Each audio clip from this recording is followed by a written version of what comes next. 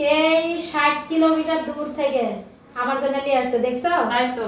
আর তোমরা বাড়ির মানুষ ঘরের মধ্যে বসে থাকেন, তাও একটা জিনিস যদি বাপের বাড়ি থেকে নিয়ে আসেন বা কোনোটা থেকে নিয়ে আমার আসেন, বাপ মা কেউ নাই বাবা। খাটের তলে লুকায়া থুয়েন, থুয়ে চুরি করে খান। জানেন তো সবাই যে আমার কেউ নাই, কোনো জায়গা থেকে কোনো কিছুই আসে না।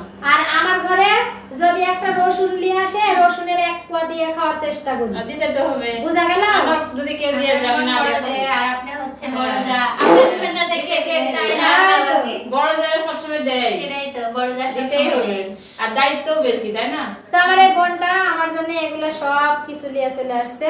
আর বিশেষ করে যেহেতু এখন আম ফুরায় গেছে, আমগুলা কিন্তু খুব ভালো লাগবে। আর এই আম হলো আশিনে আম, আর এই আমগুলা কিন্তু ফজলি আম। দেখেন 1 কেজির কাছাকাছি হবে এক একটা আম, না গো ডলি?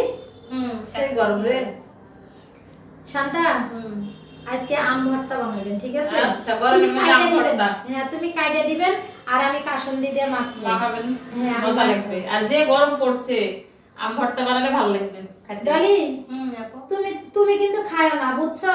কারণ তোমার গাছে আমাদের কাছে আছে খাওয়া তোমার গাছ আছে, তারপরে তোমরা বাড়ি সারাদিন খাও। আমাদের গাছ আমাদের নেই। হচ্ছে নিয়ে আসছি আমরা শহরের মতন আমরা থাকি, সবকিছুই কিনা হ্যাঁ, টাকা। আমাদের সবই কিনা লাগে।